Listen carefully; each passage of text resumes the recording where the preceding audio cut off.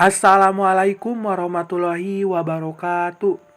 Perkenalkan, kami dari kelompok 4 yang beranggotakan saya Ade Muhammad Farhanuddin dengan nomor induk mahasiswa 1908106172, Aura Zannatun-Nisa dengan nomor induk mahasiswa 1908106186, EN Darwati 1908106174, dan Nur Kholifa dengan nomor induk mahasiswa 1908106156. Izin mempresentasikan materi mengenai inventarisasi praktikum biologi SMA kelas 10 beserta alat dan bahan yang dibutuhkan. Mata kuliah pengelolaan laboratorium. Pengertian kebutuhan inventarisasi serta kebutuhan inventarisasi yang diperlukan pada praktikum biologi SMA kelas 10. Pengertian kebutuhan inventaris. Inventaris adalah suatu kegiatan dan usaha untuk menyediakan catatan tentang keadaan semua fasilitas, barang-barang yang dimiliki sekolah. Bagi SMA, menginventarisasi alat dan bahan lab untuk kegiatan pembelajaran siswa. Kebutuhan inventarisasi yang diperlukan pada praktikum biologi SMA kelas 10 adalah upaya untuk mencatat informasi dan menyimpan ke dalam buku catatan, katalog, database, atau sejenisnya. Hal tersebut menurut instruksi Mendikbud, Menteri Kebudayaan dan Pendidikan nomor 4/M/1980 tentang tata pelaksanaan dan pelaporan hasil inventarisasi barang milik atau kekayaan negara di lingkungan Departemen Pendidikan dan Kebudayaan. Maka ada beberapa daftar alat inventarisasi yang harus digunakan atau diisi, yang diantaranya: yang pertama, buku induk barang inventaris; yang kedua, buku catatan barang inventaris; yang ketiga, buku golongan barang inventaris; yang keempat, laporan triwulan mutasi barang; yang kelima, daftar isian barang; yang keenam, daftar rekapitulasi barang inventaris. Tujuan pelaksanaan inventarisasi adalah sebagai berikut. Yang pertama, mencegah terjadinya kehilangan dan penyalahgunaan. Yang kedua, mengurangi biaya operasional. Yang ketiga, meningkatkan proses pekerjaan dan hasil. Yang keempat, meningkatkan kualitas kerja. Yang kelima, mengurangi resiko kehilangan, rusak, atau pecah. Selanjutnya, mencegah pemakaian berlebihan, lalu meningkatkan kerjasama di laboratorium, dan terakhir, mendukung terciptanya kondisi yang aman. Artinya, tujuan inventarisasi ini adalah semata-mata untuk mencapai keberhasilan dalam mengelola tatanan di laboratorium. Administrasi dan inventarisasi laboratorium IPA. Administrasi dan inventarisasi laboratorium ilmu pengetahuan alam merupakan suatu proses pencatatan atau inventarisasi fasilitas dan aktivitas laboratorium, supaya semua fasilitas dan aktivitas laboratorium dapat terorganisir dengan sistematis. Adapun komponen laboratorium yang perlu dilakukan administrasi meliputi: yang pertama, bangunan atau ruangan laboratorium; yang kedua, fasilitas umum laboratorium; yang ketiga, peralatan dan bahan; yang keempat, ketenagaan laboratorium; dan yang terakhir, kegiatan laboratorium perlu dan sangat perlu. Format administrasi laboratorium biologi tiap komponennya meliputi: yang pertama, format A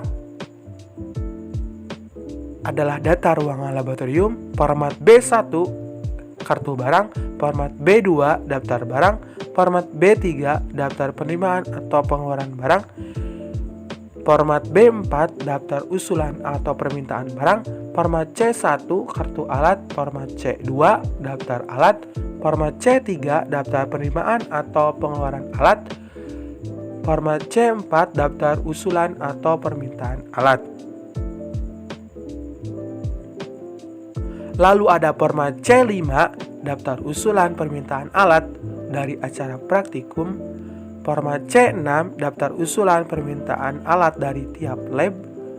Format D1 kartu bahan, format D2 kartu daftar bahan, format D3 daftar penerimaan atau pengeluaran bahan kimia, format D4 daftar usulan atau permintaan bahan, format D5 daftar usulan atau permintaan bahan dari acara praktikum, format D6 daftar usulan atau permintaan bahan dari tiap lab, format E data ketenagaan, dan format F agenda kegiatan laboratorium. Artinya, keseluruhan format administrasi laboratorium biologi tiap komponennya perlu dilakukan dan diterapkan pada setiap masing-masing sekolah, terutama bagi siswa kelas 10.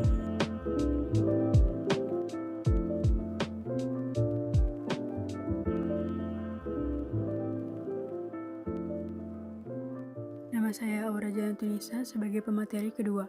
Prinsip yang perlu diperhatikan dalam penyimpanan alat dan bahan praktikum biologi SMA kelas 10 yaitu aman. Yang dimaksud aman yaitu alat disimpan supaya aman dari pencuri dan kerusakan.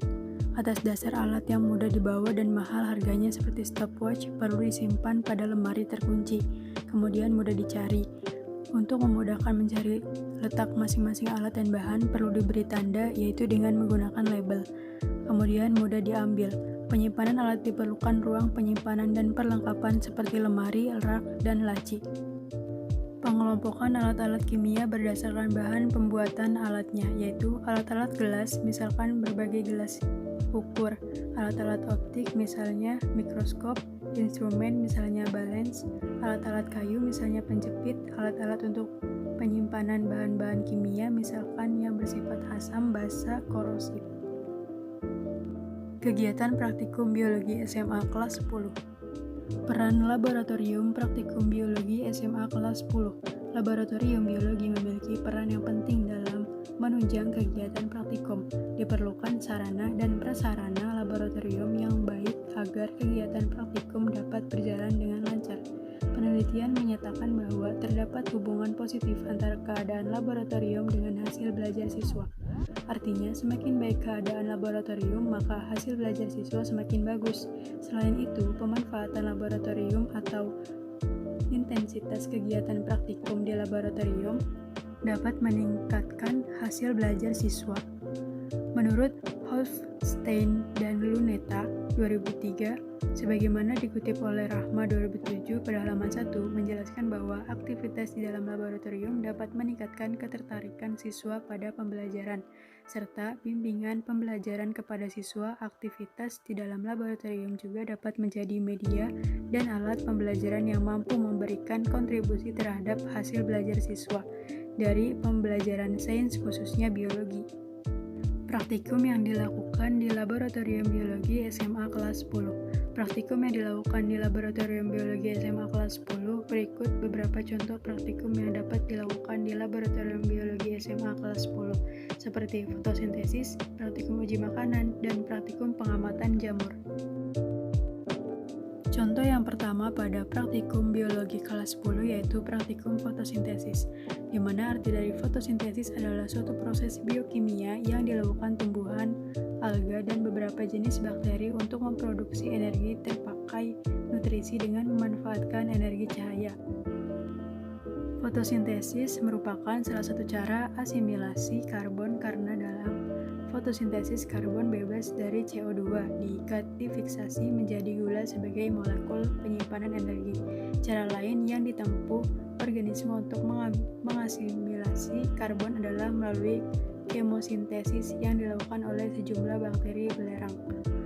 Praktikum fotosintesis dilakukan dengan tujuan untuk melacak adanya oksigen dalam proses fotosintesis dengan menggunakan alat dan bahan yang digunakan pada praktikum fotosintesis, yaitu alat seperti gelas kimia, tabung reaksi, kawat penyangga, pengukur waktu, corong, sedangkan bahan yang dibutuhkan adalah air dan hidrila. Langkah kerja dalam praktikum fotosintesis yaitu menyiapkan alat dan bahan yang diperlukan, memasukkan tanaman hidrila secukupnya ke dalam corong, menutup bagian tabung corong dengan tabung reaksi, memasukkan 4 kawat penyangga ke dalam gelas ukur untuk menjaga keseimbangan dari corong yang telah diisi dengan hidrila, memasukkan corong yang berisi tanaman hidrila ke dalam gelas kimia dengan posisi terbalik, mulut corong berada di bagian bawah, mengisi gelas kimia tersebut dengan air. Pengisiannya dilakukan di dalam waskom supaya semua bagian gelas kimia, corong, dan tabung reaksi berisi air.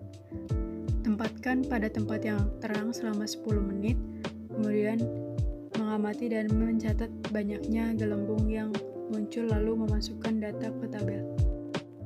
Yang kedua yaitu praktikum uji makanan. Uji makanan adalah cara mengetahui kandungan suatu bahan. Uji zat-zat makanan terhadap berbagai bahan makanan dapat dilakukan dengan mengidentifikasi zat-zat makanan yang mengandung karbohidrat, protein, lemak, dan vitamin dengan mengelompokkannya sesuai dengan zat-zat yang terkandung di dalamnya.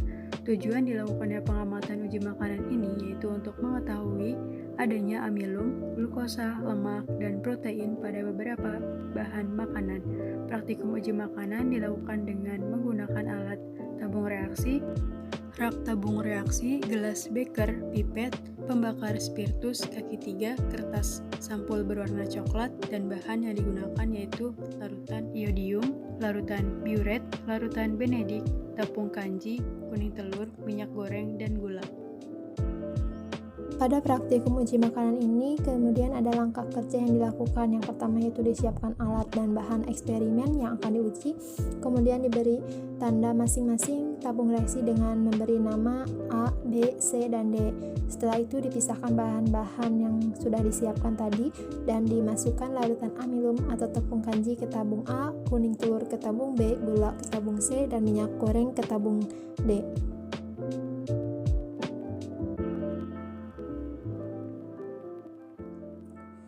Selanjutnya dalam praktikum pengamatan jamur, di mana jamur ini adalah organisme yang sel-selnya berinti sejati atau eukariotik, berbentuk benang, bercabang-cabang, tidak berklorofil. Dinding selnya ini mengandung kitin atau selulosa atau keduanya heterotrop, absorptif, dan sebagian besar tubuhnya terdiri dari bagian vegetatif berupa hifa dan generatif yaitu spora. Nah, tubuh jamur ini tersusun dari komponen dasar yang disebut hifa. Nah, hifa ini membentuk jaringan yang disebut miselium. Miselium menyusun jalinan-jalinan semu menjadi tubuh buah. Hifa ini adalah struktur yang menyerupai benang yang tersusun dari dinding yang berbentuk pipa. Tujuan dilakukannya praktikum pengamatan jamur ini yaitu untuk mengetahui jenis jamur dan untuk mengetahui struktur tubuh jamur. Dalam melakukan pengamatannya ini dibutuhkan alat dan bahan.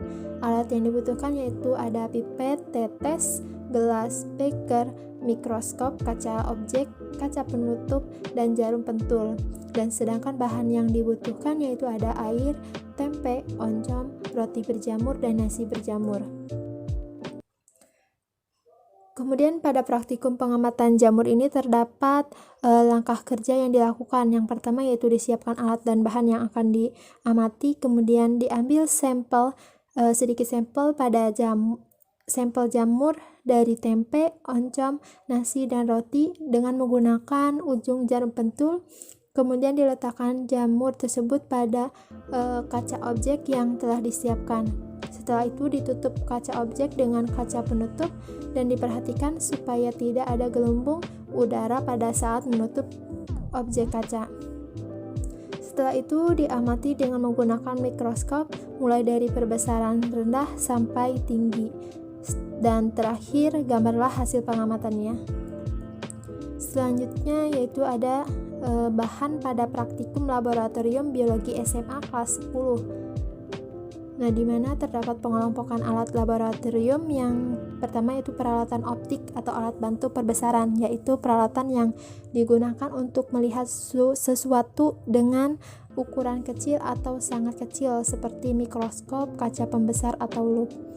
Selanjutnya ada peralatan gelas atau glassware, yaitu peralatan yang terbuat dari gelas atau bahan kaca seperti tabung reaksi, cawan petri, gelas beker, dan sebagainya.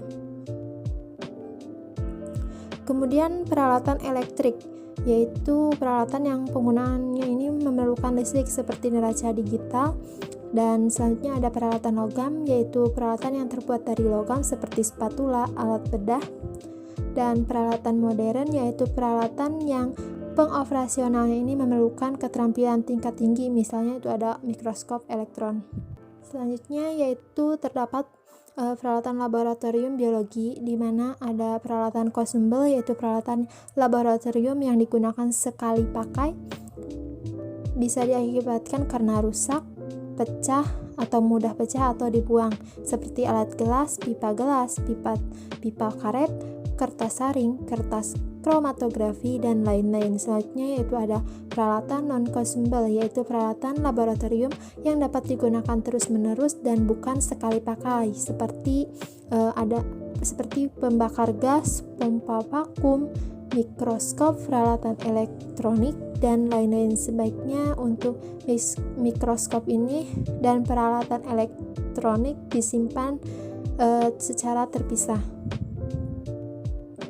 Selanjutnya itu ada contoh alat dan bahan pada praktikum laboratorium biologi SMA kelas 10. Yang pertama itu pada praktikum fotosintesis, di mana alat dan bahan yang digunakan pada praktikum fotosintesis ini yaitu ada alat seperti gelas kimia, tabung reaksi, kawat penyangga, pengukur waktu, corong. Sedangkan bahan yang dibutuhkan adalah air dan hidrila.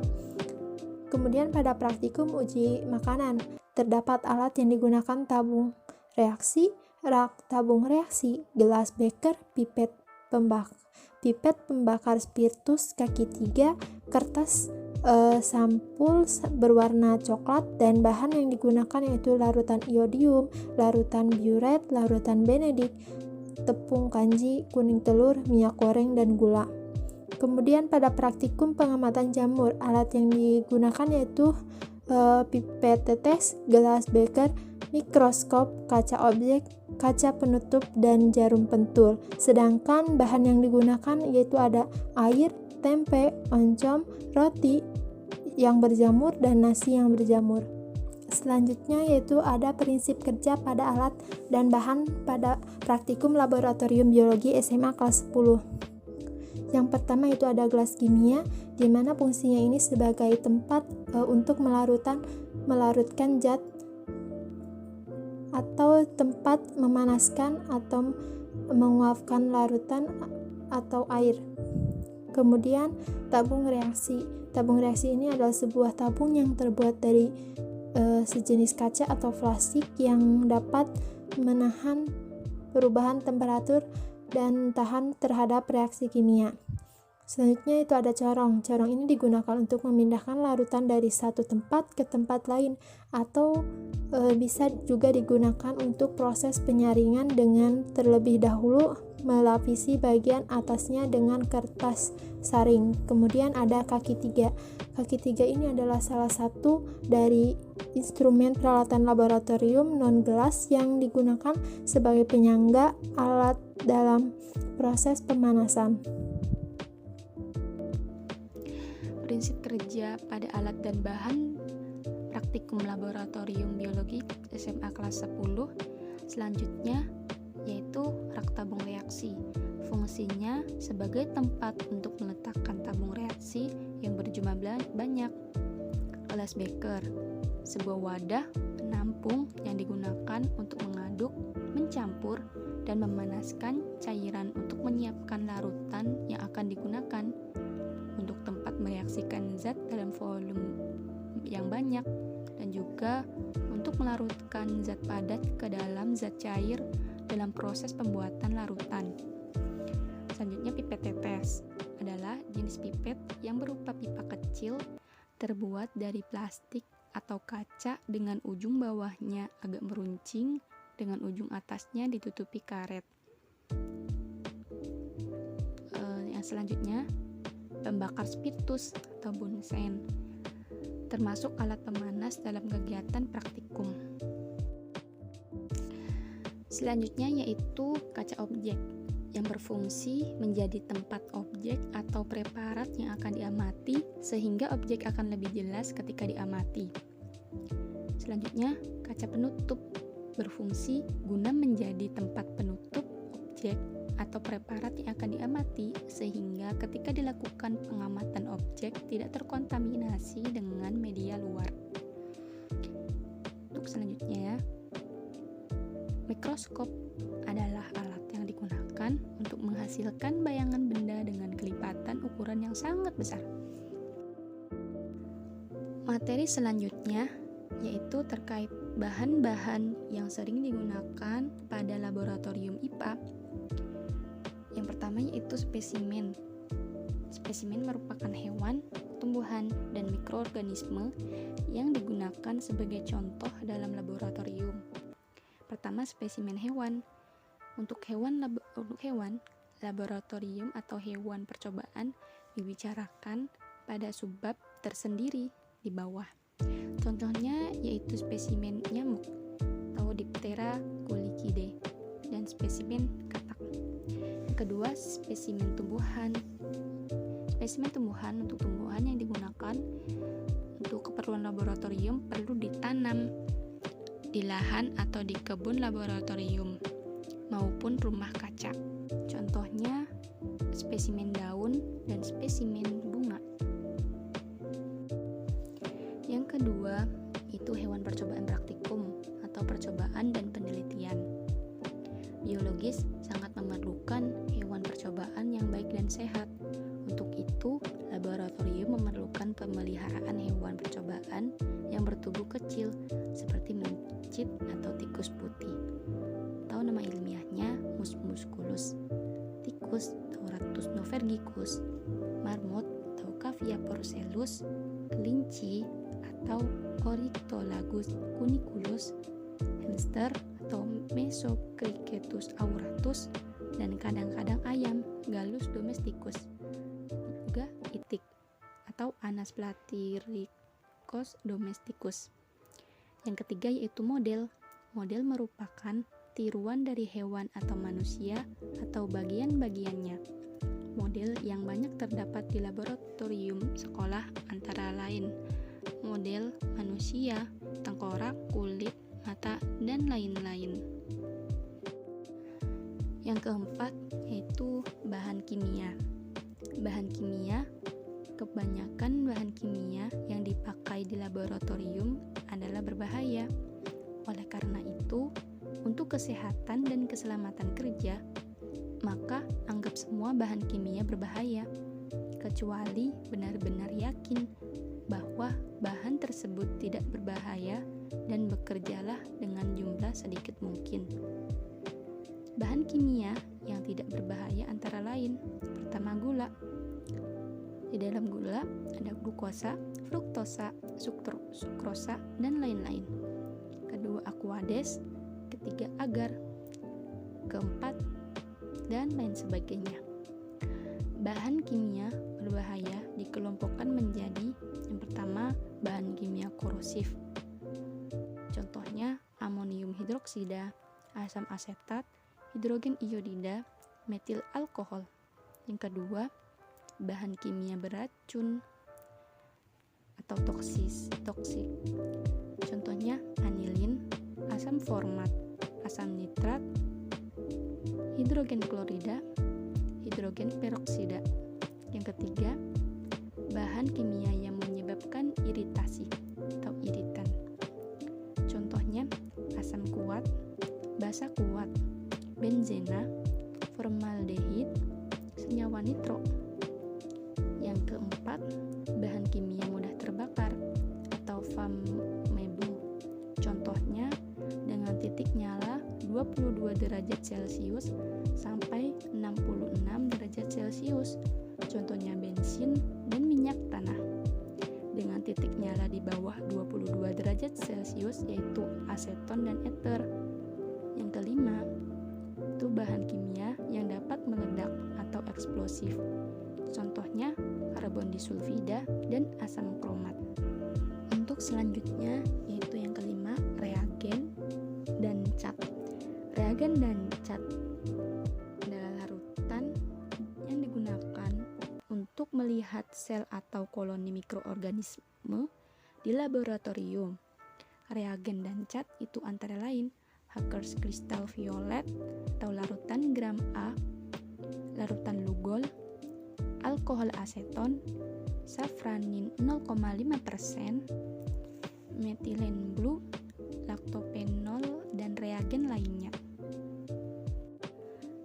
Untuk materi yang terakhir, yaitu manfaat adanya kit atau koordinasi intens dengan tema pada praktikum biologi SMA kelas 10. Laboratorium biologi sebagai salah satu media pembelajaran dapat memberikan pengalaman belajar langsung secara nyata kepada para siswa dengan serangkaian kegiatan praktikum yang dilakukan. Dengan adanya kegiatan laboratorium, siswa diharapkan akan mendapatkan pengalaman belajar yang lebih nyata dari konsep biologi dan bukan hanya sekedar berimajinasi ataupun membayangkan suatu proses yang sedang terjadi. Di samping itu, standar kompetensi yang diharapkan dapat tercapai karena sudah sesuai dengan indikator belajar, yaitu tercapainya pengalaman belajar yang mendukung materi yang sedang dipelajari. Untuk selanjutnya yaitu kesimpulan. Inventaris adalah suatu kegiatan dan usaha untuk menyediakan catatan tentang keadaan semua fasilitas, barang-barang yang dimiliki sekolah. Bagi SMA yang mempunyai beberapa lab, sangat penting untuk mendata fasilitas atau menginventaris alat dan bahan lab untuk kegiatan pembelajaran siswa. Dengan kegiatan inventarisasi yang memadai, akan dapat diperoleh pedoman untuk mempersiapkan anggaran atau mempersiapkan kegiatan pada tahun yang akan datang. Selain itu, peran penting diadakannya kebutuhan inventaris adalah untuk menunjang akan kebutuhan alat dan bahan pada praktikum IPA kelas 10. Mungkin cukup sekian presentasi dari kelompok 4. Kurang dan lebihnya mohon maaf. Wabillahi taufiq wal hidayah. Wassalamualaikum